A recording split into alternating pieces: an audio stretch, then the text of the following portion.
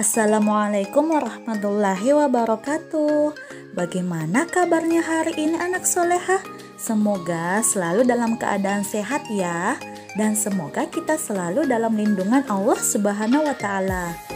Bagaimana hari ini anak solehahnya Ustazah? Sudah siap belajar? Jika sudah, mari kita simak baik-baik penjelasan materi hari ini ya. Sudah siap buku tematik dan alat tulisnya anak solehah? Jika sudah, sebelum kita belajar, ada baiknya kita berdoa dulu ya. Doa dimulai. Bismillahirrahmanirrahim. Rabbi zidni ilman warzuqni fahman. Ya Allah, tambahkanlah ilmu untukku dan berilah aku pemahaman yang baik. Amin. Doa selesai. Sudah berdoa anak solehah? Jika sudah, hari ini kita akan belajar mengenai tema 3, peduli terhadap makhluk hidup, subtema 1, ayo cintai lingkungan, pembelajaran 4, 5, dan 6. Silahkan dibuka bukunya ya anak solehah. Mengenai ayo cintai lingkungan berkaitan dengan Quran surah Al-A'raf ayat 56. Ayat ini menjelaskan bahwa kita tidak boleh merusak apa yang ada di sekitar kita anak soleha. Kita harus menjaga dan merawatnya. Dan kita harus mencintai lingkungan yang ada di sekitar kita ya. Adapun tujuan pembelajaran kita hari ini pada pembelajaran keempat, yang pertama, kita dapat menjelaskan pentingnya melaksanakan hak dan kewajiban terhadap tanaman. Yang kedua, kita dapat menjelaskan ciri-ciri pertanyaan yang baik. Pada pembelajaran kelima, yaitu yang pertama, kita dapat mengidentifikasi informasi tentang kondisi lingkungan dan pemanfaatannya. Yang kedua, kita dapat mengapresiasi karya seni kolase. Pada pembelajaran keenam, yang pertama, kita dapat membuat daftar pertanyaan untuk wawancara. Yang kedua, kita dapat menjelaskan hak dan kewajiban merawat tanaman.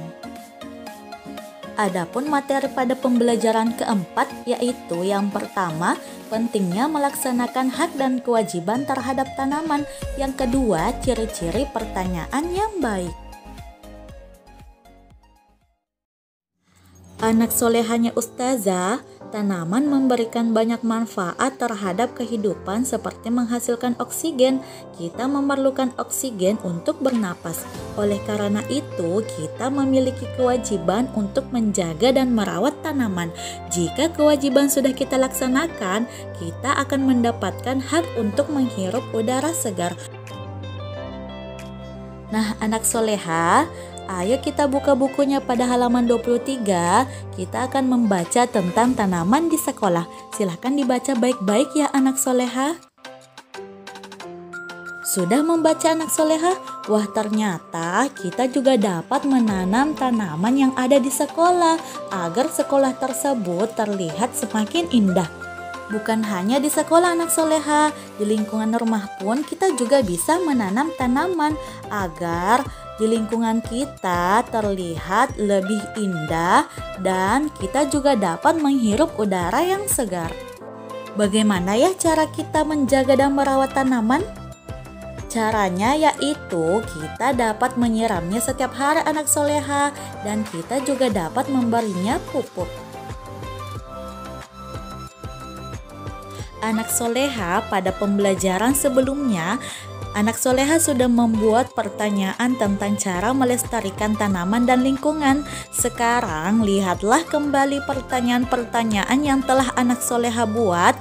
Silahkan diperhatikan baik-baik apakah sudah termasuk ciri-ciri pertanyaan yang baik.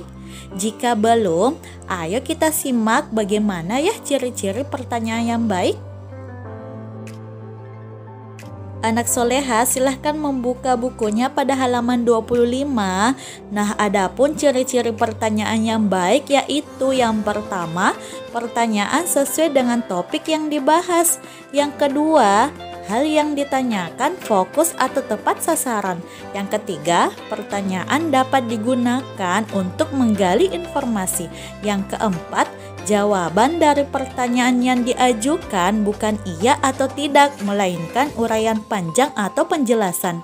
Yang kelima, pertanyaan satu dengan pertanyaan yang lainnya saling berkesinambungan. Maksudnya berkesinambungan yaitu berkelanjutan ya anak soleha. Contohnya saja, apa yang dimaksud karya seni kolase? Bagaimana cara membuat karya seni kolase?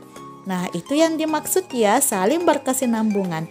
Yang keenam, kalimat tanya diawali dengan kata tanya, misalnya apa, siapa, di mana, kapan, berapa, mengapa, dan bagaimana.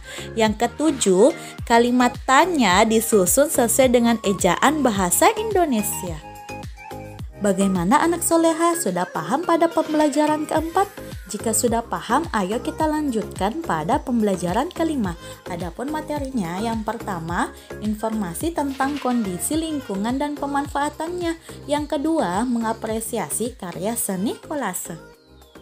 Jagung dan padi memiliki lingkungan hidup yang sama, yaitu di dataran rendah. Akan tetapi, tidak semua tumbuhan dapat hidup di dataran rendah ya anak soleha. Ayo silakan buka bukunya pada halaman 29-30. Kita akan banyak mendapatkan informasi tentang teks bacaan padi. Sudah membaca anak solehanya Ustazah?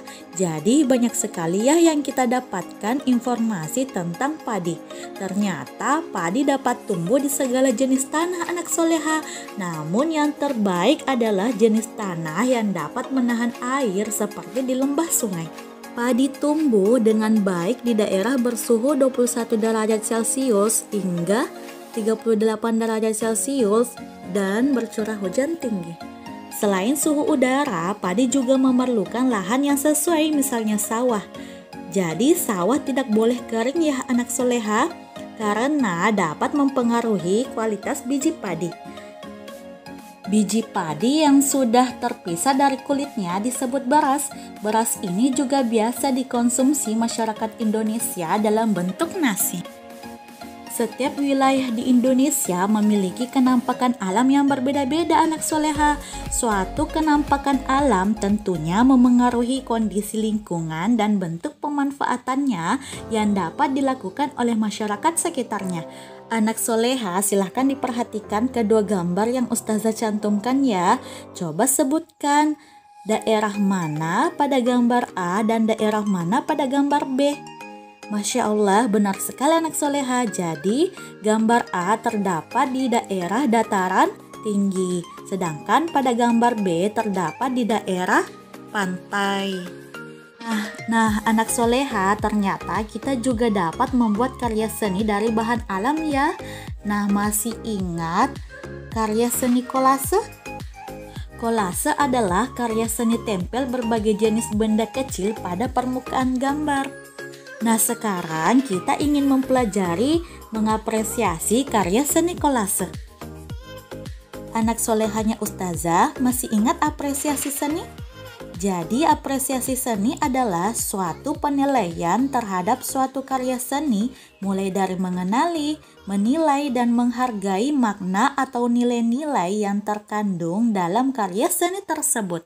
Contohnya saja, kita dapat menilai karya seni orang lain, dan kita juga dapat memberikan saran tentang apa yang kita lihat agar karya seni orang lain dapat lebih baik lagi. Nah, anak soleha, silahkan dibuka bukunya pada halaman 31. Silahkan diperhatikan gambar ya. Sebelum kita menampilkan dan orang lain menilai karya seni kita dapat menuliskan nama, judul, bahan, dan cara membuat karya seni kolase kita ya anak soleha, agar memudahkan orang lain untuk menilai karya seni kita. Sudah paham pada pembelajaran kelima anak soleha? Jika sudah, ayo kita lanjut lagi ya pada pembelajaran keenam. Adapun materinya yaitu yang pertama, membuat daftar pertanyaan untuk wawancara.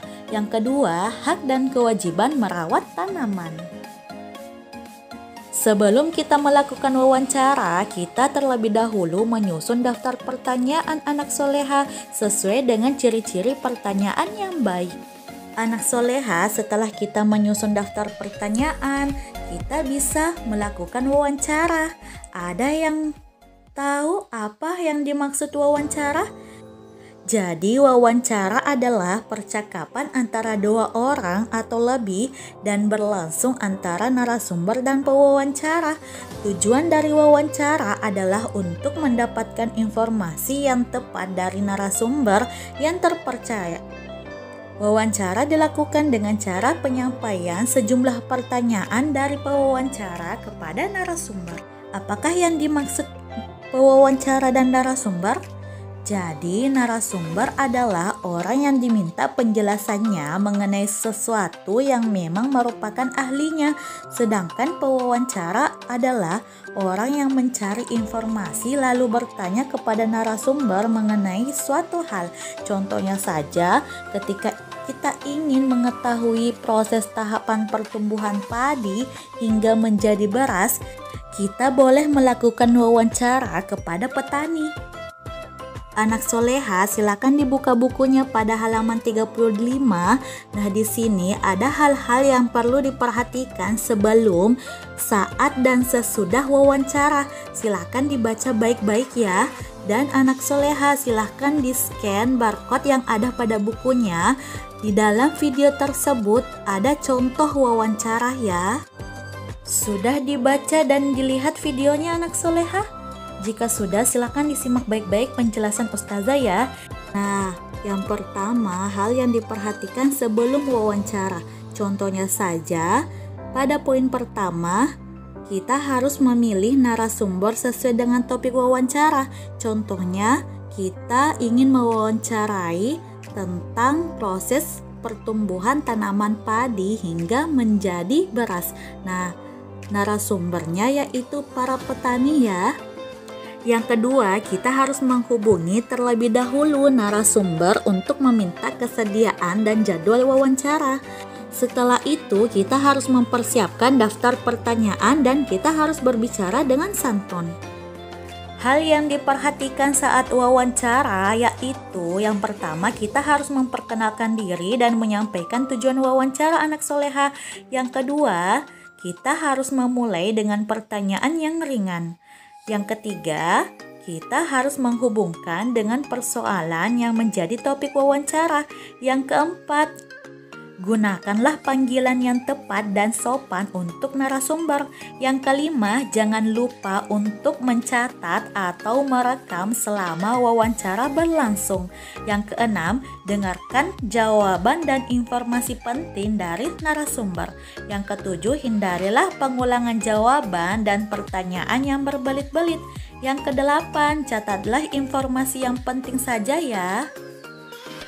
Hal yang harus dilakukan setelah melakukan wawancara. Yang pertama, mengucapkan terima kasih. Yang kedua, meminta maaf jika selama wawancara ada hal yang kurang berkenan kepada narasumber. Yang ketiga, mohon diri dengan sopan. Jadi itulah hal-hal yang harus diperhatikan dalam wawancara ya anak soleha.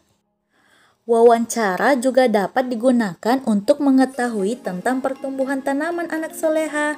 Nah, jadi silakan dibuka bukunya pada halaman 36. Silakan dibaca ya anak soleha. Nah, di sini ada cerita singkat tentang ayah mengajak Edo berolahraga di taman.